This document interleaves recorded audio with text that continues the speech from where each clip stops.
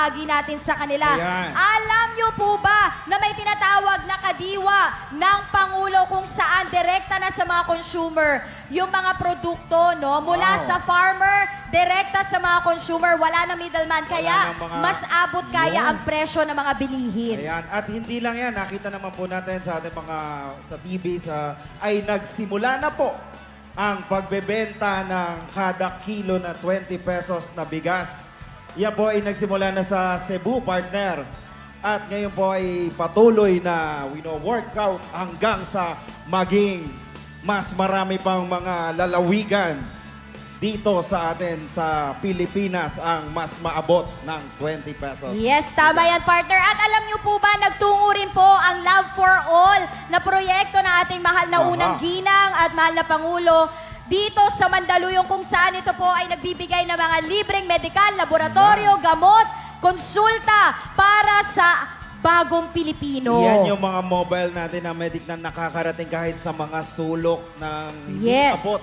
Sa Ayan. pinakaliblib Aha. o pinaka hindi abot, Ayan. abot ng medikal na lugar sa iba't ibang Yan ay lalawigan libre. ng Pilipinas. Ayan. At syempre po, umabot na rin po sa 300,000 ang nabigyan ng 3,000 pesos per month. Under po yan ng Walang Gutom program ng DSWD. Yan po ang mga ilan sa programa dito sa Bagong Pilipinas. Tama yan, MC. At para mas lalo po ninyong maintindihan Aha. at malaman pa ang mga proyektong ito, inaanyayahan po namin kayo na panoorin ang video na ito. 3 taon na ang nakalipas mula nang simula ng paglatag ng pundasyong Bubo sa Bagong Pilipinas. At sa loob ng maikling panahon, hindi maitatanggi na marami na ang nabago.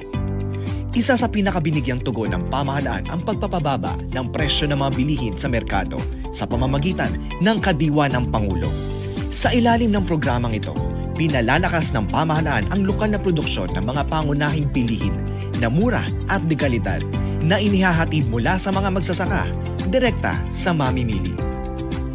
Sa katunayan, nagsimula na ang pamahalaan sa pagbebenta ng 1 kilong bigas sa halagang 20 piso na prioridad ang mga kababayan nating kabilang sa vulnerable sectors. Kasabay nito, pinapaigting ng Department of Social Welfare and Development ang programang Walang Gutom. Kasama rin dito ang pakikipagtulungan ni Unang Ginang Luis Araneta Marcos na mailapit ang serbisyo ng pamahalaan sa pamamagitan ng Love for All, kung saan libreng nakakatanggap ng serbisyo medikal at gamot ang ating mga kababayan. Pinalakas din ang employment rate sa pamamagitan ng upskilling at reskilling programs ng Department of Labor and Employment at TESDA. Ayon sa Philippine Statistics Authority, nakamit ng bansa ang pinakamababang unemployment rate na 3.8% mula noong 2005. Isa sa mga pangunahing dahilan nito ang tuloy-tuloy na paghihikayat ng pamahalaan sa iba't ibang foreign business groups na mamuhunan sa bansa. Pinabilis din ang proseso ng pag-aproba ng mga papeles para sa pagtatayo ng mga negosyo sa pamamagitan ng Green Lanes for Strategic Investments. Umabot na sa 187 proyekto ang nabigyan ng Green Lane Certificates. Katumbas ito ng mahigit 4 na trilyong pisong nalikom na kabuang puhunan sa bansa.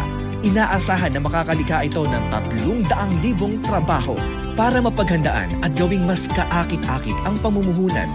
Isinabay ang iba't ibang proyektong pang-infrastruktura sa ilalim ng Build Better More, gaya ng pagtatayo at pagbubukas ng mga bagong pantalan, daan, tulay at paliparan sa iba't ibang bahagi ng bansa. Tuloy-tuloy din ang pagbuo ng kauna-unahang subway sa Metro Manila, inaasahang matatapos sa taong 2028.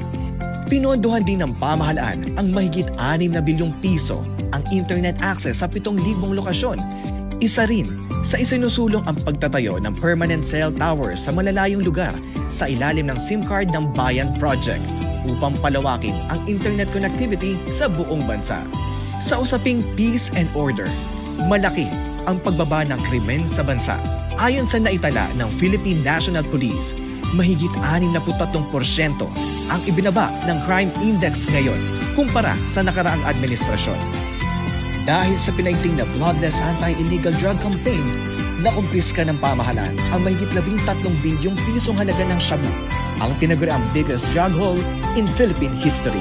Ilan lamang ito sa mga inisyatiba at programa ng pamahalaan na naglalayong itaas ang antas ng pamumuhay sa Pilipinas.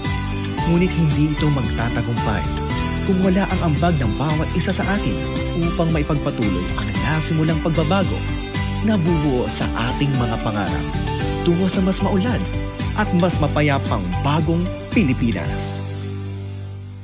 Mandaluyong, kitang-kita po ninyo ang mga proyekto na patuloy na ginagawa at mga nagawa dito sa inyo pong lugar ng bagong Pilipinas. Yan, napanood naman natin yon. Ilan pa lamang po yan. At marami pang programa ang ginagawa ng ating mahal na Pangulo dito po sa atin sa bagong Pilipinas. Tama yan. At para po sa inyong kaalaman, no, tuloy-tuloy ang pag-unlad ng ating ekonomiya. Yan. Sa buong Asia po, sa first quarter, tayo po ay pangalawa sa may pinakamataas na GDP. Wow. 5.4%, partner. Tuloy-tuloy din at napakaraming trabaho din po ang naibigay mula, alam nyo, dito lang yan, sa panahon ni Pangulong Bongbong Marcos, sa pinakamababa na unemployment rate mula 2005, 3.8% na lamang po. At hindi lang yan, mahigit na rin po sa 63% ang ibinaba ng crime index ngayon kumpara po sa nakaraang administrasyon. Sa tulong po yan ng ating mga makikisig at mga talagang matitikas na ating mga kapulisan. Palakpakan po natin ang ating mga kapulisan dito sa Mandaluyong. Maraming salamat po sa ating mga kapulisan. At alam nyo po, huwag po tayong basta-basta naniniwala sa fake Ayan. news. Ang mga bagay po na ito ay totoong numero. No? Aha. Totoong balita, hindi Aha. fake news. At para po sa kaalaman ng lahat, no, natuldukan na din po ang Pogo Ayan. dito sa ating bansa kung saan ito po ay pugad ng mga iligal na gawain. At kaya naman, Mandaluyong, pwede bang marinig ang ingay nyo? Hindi na para patagalin pa.